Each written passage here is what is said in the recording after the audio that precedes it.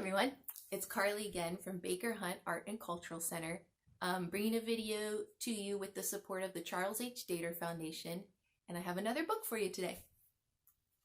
Today we have How Drufus the Dragon Lost His Head, written and illustrated by Bill Peet. So if you've never heard of Bill Peet, he's a children's author and illustrator. His books are a little bit longer and more detailed than we've done some board books in the past. So this is going to be a little bit longer of a story, but I love this story so much. So buckle up and get comfy. How Drufus the Dragon Lost His Head.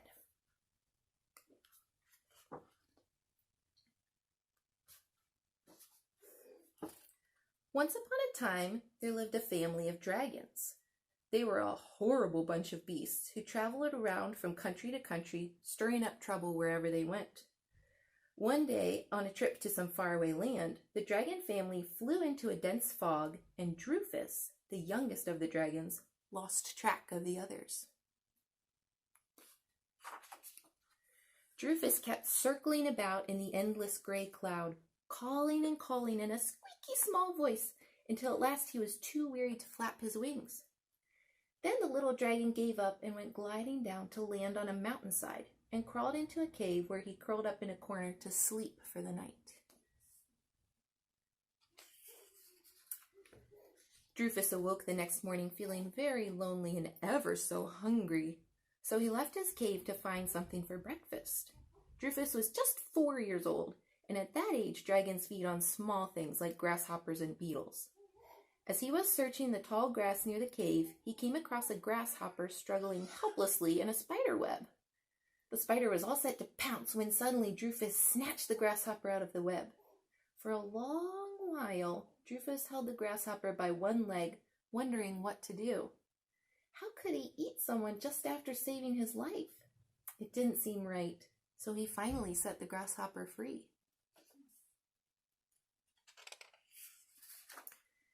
After that, Drufus gave up eating grasshoppers and beetles and all other things that hopped or crept or crawled. As much as he disliked it, the young dragon took to eating grass. "It tastes awful," he said after one mouthful, "but I'll just have to get used to it." And sure enough, the more grass he ate, the better he liked it. Pretty soon, Drufus found the grass so tasty, he was stuffing it down by the mouthful. Fistful. And in a surprisingly short time, the grass-eating dragon grew into a giant of a monster, a huge scaly brute with a long pointed tail and big leathery bat wings. "There's too much of me now," grumbled Drufus. "I'm one big, overgrown lunk with nothing to do but eat and sleep." Then he remembered his wings. He hadn't been on a flight since he was 4 years old, the day he was lost in the fog. "Flying might be fun for a change," he said. And spreading his wings, he sailed up through the pines, then on out over the countryside. It was a perfect day for flying, so sunny and clear he could make out every haystack that dotted the fields far below. He could see cows in the meadow, ducks in a pond, and a cart traveling along a yellow ribbon of a road past the farmhouses.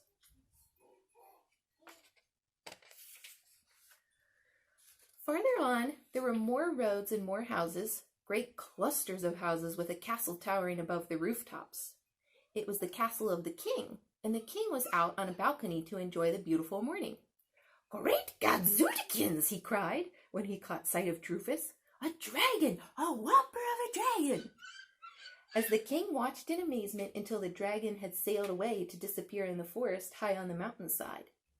"What a marvelous thing it would be," he said, "to have that giant dragon's head on the wall of a great hall."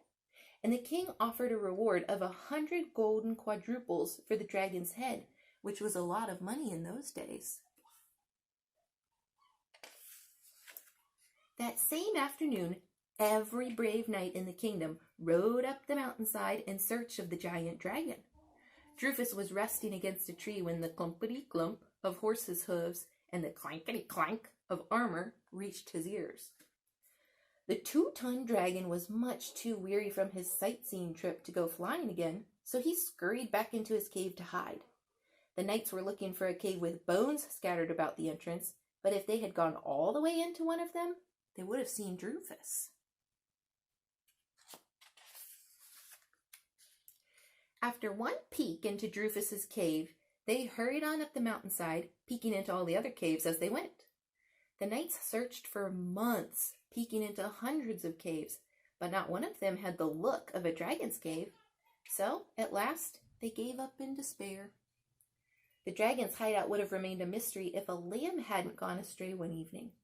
The lamb had wandered into the pine forest on the mountainside, and before long, a farm boy came looking for her. Lighting the way with a lantern, the boy followed the lamb's trail. Small bits of wool had caught on the brambles here and there. When he came to the cave, he raised his lantern to peer inside. At first, there seemed to be nothing in the cave but rabbits. Then farther back in the dark, he spied a small white blob. It was the lamb, curled up beside a scaly, pointed dragon's tail. And looming up to the roof of the cave was the rest of the dragon, sound asleep and snoring. "Here, Flossie! Come on, Flossie!" the boy called softly, careful not to awaken the dragon. The lamb finally raised her head, then hopped to her feet and came trotting out of the cave. And the boy and the lamb went scampering away through the forest. Halfway down the mountain, they met the boy's father, and he was very angry. "How many times must I warn you," he growled, "to stay out of the woods after dark?" "But I had to find Flossie," said the boy, "and you'd never guess where. She was sleeping in a cave with a dragon." "A dragon?" stammered his father. Are you sure?" "A giant of a dragon," said the boy. "Why, son, did you know there's a reward for his head? 100 gold quadruples. The king's knights have been searching the mountain for months. If you lead the knights to his cave, I'm sure you will get at least part of the reward." "I can't do that," said the boy. "If he wouldn't hurt my lamb, then he must be a good dragon. So I'll never tell anyone where he lives." With nothing to worry about and so little to do, life was getting dull for Drufus, and he decided a change of scenery might help. One day he said goodbye to his cave and took off on a trip to most anywhere. However, he picked the very worst day for flying, and before he knew it, Drufus was caught in a storm. He wheeled around to head back for his cave, but too late. The fierce wind twisted his neck and tail and ripped at his wings and sent him tumbling backward into the clouds. The dragon battled the storm until his wings were tattered to shreds. Then, helpless as a butterfly, he went whirling down out of the clouds to land with an earth-shaking kerwhoomp far out in a field. Drufus was so badly battered and bruised he couldn't move. He was one big hurt from the point on his tail to the spikes on his nose. And he lay there, sprawled out in the field, while the storm went thundering away over the mountains. Then he heard someone shouting, "It's the dragon! The big dragon! I saw him fall!" And pretty soon a small boy came running across the field, followed by a man and a woman. It was the same boy who had found his lamb in the dragon's cave. "It's him, all right," said the boy, after one look at Drufus. "He appears to be dead," said his father. "What a pitiful big thing," said his mother. "But he's not dead," cried the boy. "He just blinked an eye." "I can blink an eye," groaned Drufus, "but that's all. I'm just about done for." "Are you going to tell the king," the boy asked his father, "and collect the 100 quadruples?" "You found him, son, so that's for you to decide." "He's a good dragon," said the boy, "and if I take good care of him, he might get well." Drufus was covered with a straw stack to keep him from chilling during the night, and every day the boy brought him bunches of fresh grass and a tub of fresh water, and every day the dragon felt a bit better. "What makes your father so sad?" asked Drufus one day. "Because we're so poor," said the boy. "And the reason we are poor is because of all these big rocks. They take up so much room, there's not much land left to grow anything. We have tried every which way to get rid of them, but with everyone on the farm all pulling and pushing at once, we can't budge even one of the rocks." "That is enough to make anyone sad," sighed Drufus.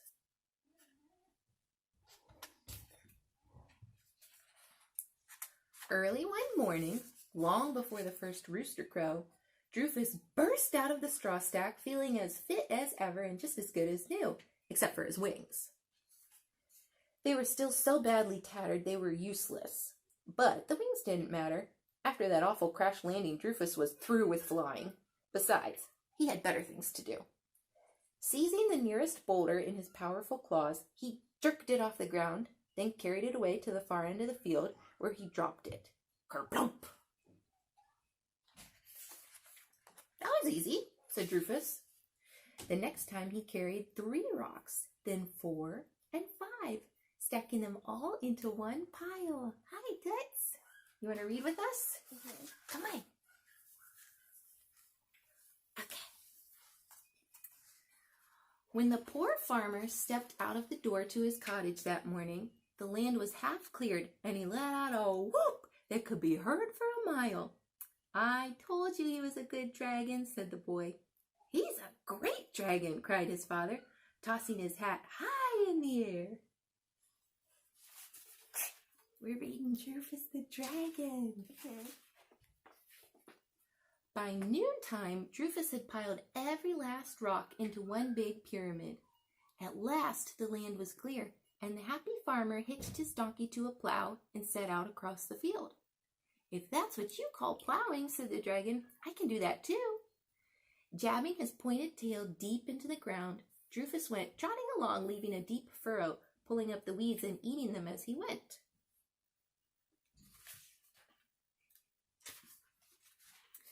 After the plowing was done, he helped plant the wheat. He hauled logs from the forest, and using his long, jagged tail for a saw, he cut enough firewood in one day to last the whole winter. When he ran out of things to do, he stood in the wheat field with his great arms outstretched, serving as a very fine scarecrow. "He's worth a lot more than 100 quadruples," said the happy farmer. "He's worth 1,000. But the happiest of all was Drufus. At last he had become something useful, not just a big lunk of a thing. He no longer worried about the king's knights coming after him.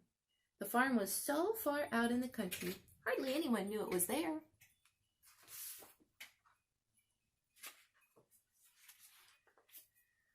The only one to worry about was an old sheep herder who lived somewhere back in the hills.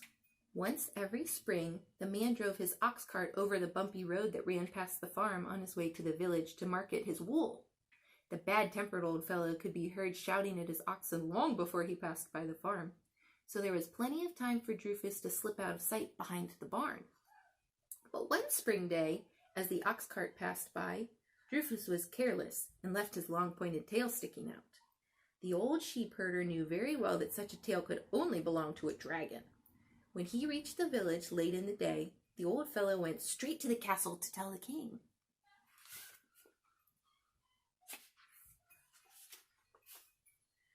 The next day, the king and all his knights came riding up the road to the farm on their great war horses, armed with swords and lances. Drufus knew there was no use hiding. They had heard he was there, or they wouldn't have come. So he stood there in the field while the farmer and his son ran out to meet them.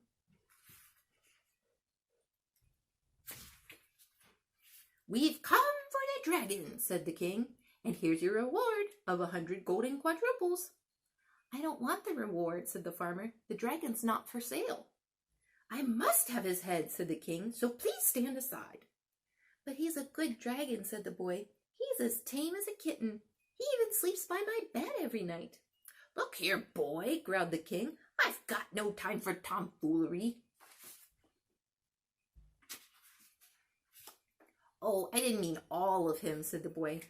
"Only his head sleeps by my bed. He sticks his neck through the window, and the rest of him stays outside." "Well, now, son, that's a bit more like it," said the king. "In fact, that gives me a great idea, a grand idea. I'll borrow your dragon just for special occasions, and I'll pay you 20 quadruples each time. What do you say to that? Well, it's up to the dragon, said the boy. Make it 30 quadruples, said Drufus. Then 30 it is, said the king. Drufus made his first visit to the king's castle on the 8th day of April, the day of the grand spring festival. People came from miles around, crowding into the great hall, which was splendorously bedecked with banners and streamers and festoons of flowers. High up on the wall, a giant of a dragon's head appeared through an elegant window framed in gold. A happy, smiling dragon's head that brought cries of surprise and squeals of delight, and sent the crowd into a jolly, frolicsome mood.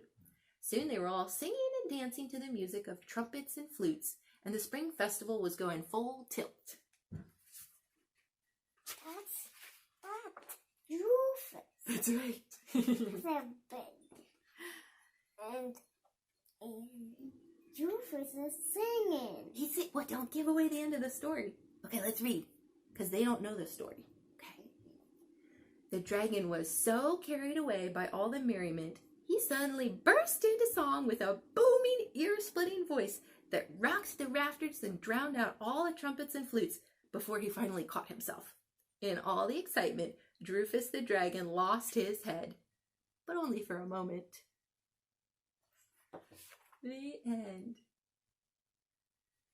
So, as you can tell, that is a book that my son and I read together sometimes. And I hope you guys enjoyed it as much as we like that book. Feel free to share this video with all of your friends. Like and follow Baker Hunt on Facebook and Instagram. And stay safe and stay creative. Thanks.